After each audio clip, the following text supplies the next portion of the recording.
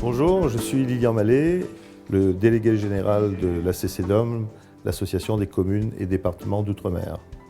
Notre association est née en 1991, donc il y a 22 ans aujourd'hui, et au départ, elle réunissait des communes des 4 départements d'outre-mer.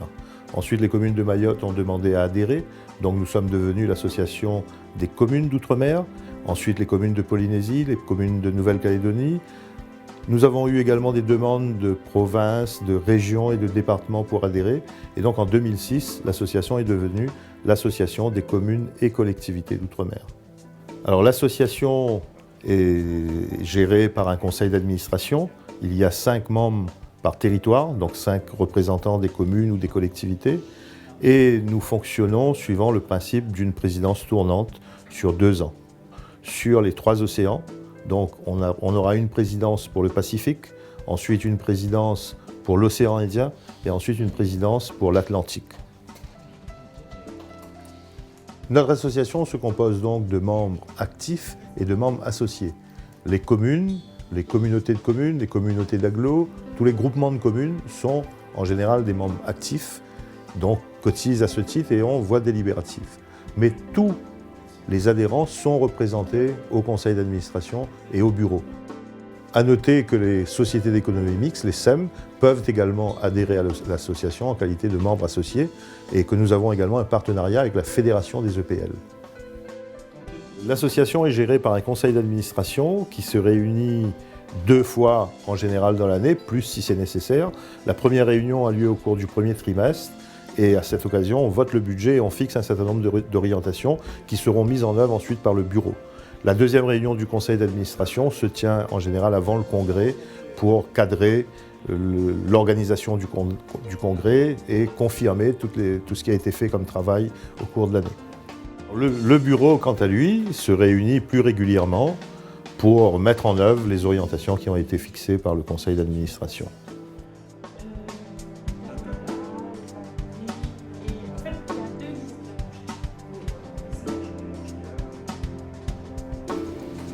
On continue donc de travailler sur comment mieux mettre en valeur les collectivités, comment mieux les impliquer au sein de cette association, comment faire en sorte de les aider au mieux, quels que soient les problèmes qu'ils rencontrent, que ce soit des problèmes de ressources humaines, que ce soit des problèmes liés à la biodiversité, comme on a vu ce matin dans les collectivités ultramarines. Et donc tout est pris en compte à un moment donné et on essaie tous ensemble de trouver en fait des pistes qui permettent de mettre en valeur les richesses de l'outre-mer et de régler les problématiques quand il y en a.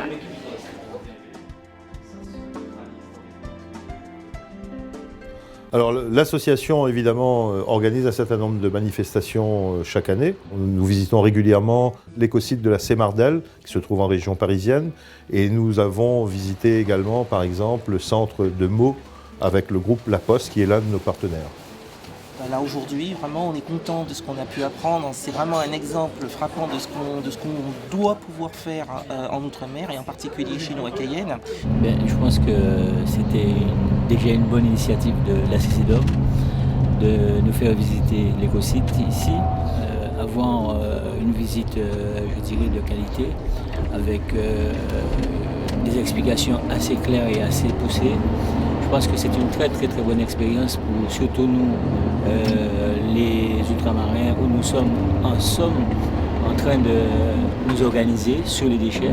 Je pense qu'ici, c'est vraiment une bonne expérience. Nous organisons également des dîners-débats, principalement avec nos partenaires et les parlementaires, sur des sujets d'actualité.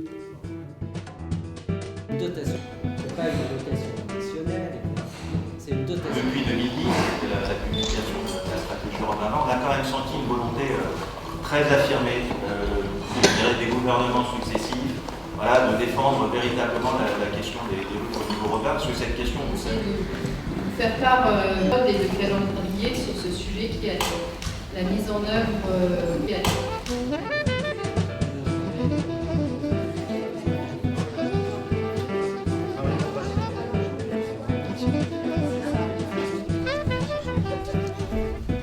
Alors, l'association essaye également de mettre en place des formations à destination des élus.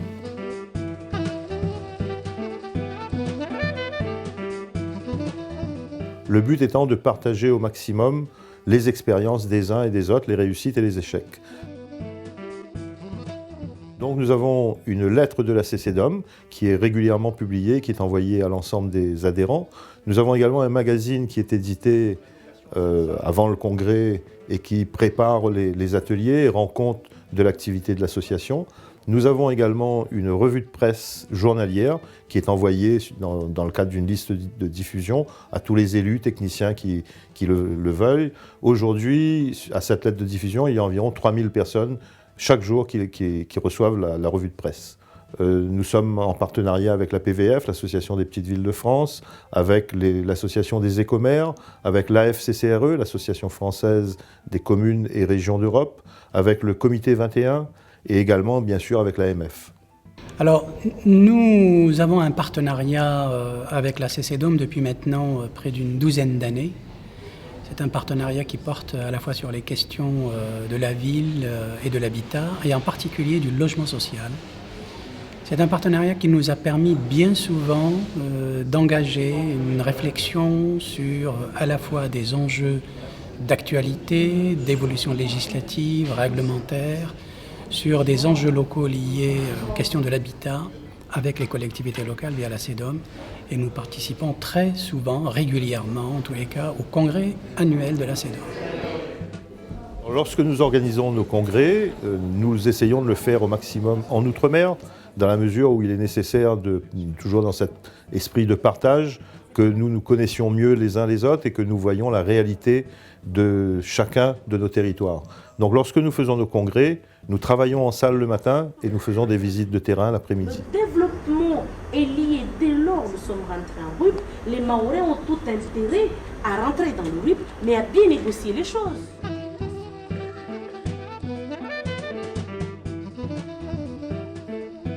Alors au cours de ces congrès, évidemment, nous essayons de partager les expériences.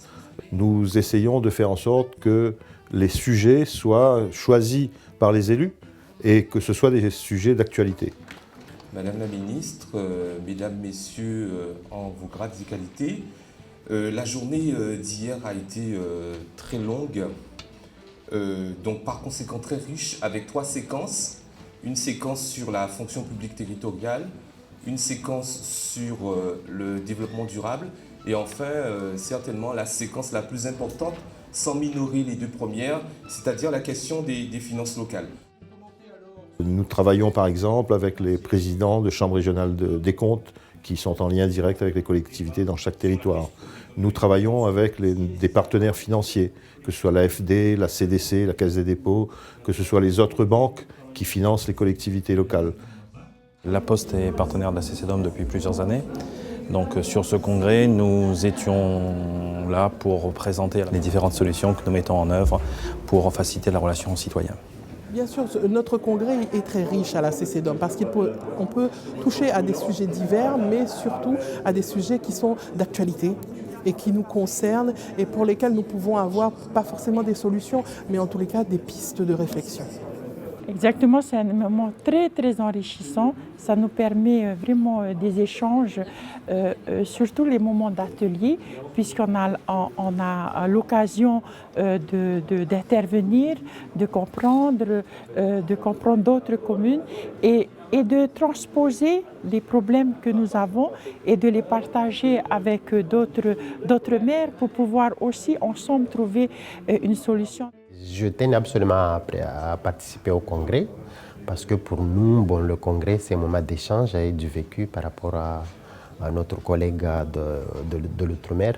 Et donc, en cette période-là, il y a Mayotte qui se recherchait par rapport à son statut définitif et qu'on avait besoin d'avoir un aperçu entre le choix définitif, soit rester collectivité territoriale, ou au département d'outre-mer. Voilà, donc d'ailleurs c'était l'un des thèmes qui a été traité à l'époque.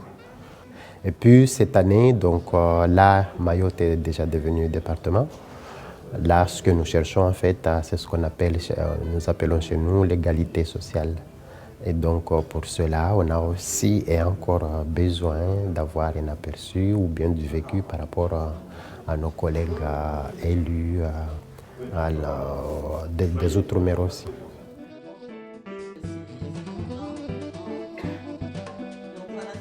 Et donc, au cours de ces congrès, eh bien, nous faisons ensuite nous prenons des résolutions ou des motions qui sont envoyées à l'ensemble des pouvoirs publics, les ministères, la présidence de la République, et ensuite, au cours de l'année, nous essayons de suivre ces motions, de faire en sorte de faire du lobbying pour qu'il y ait un résultat et qu'elles soient prises en compte.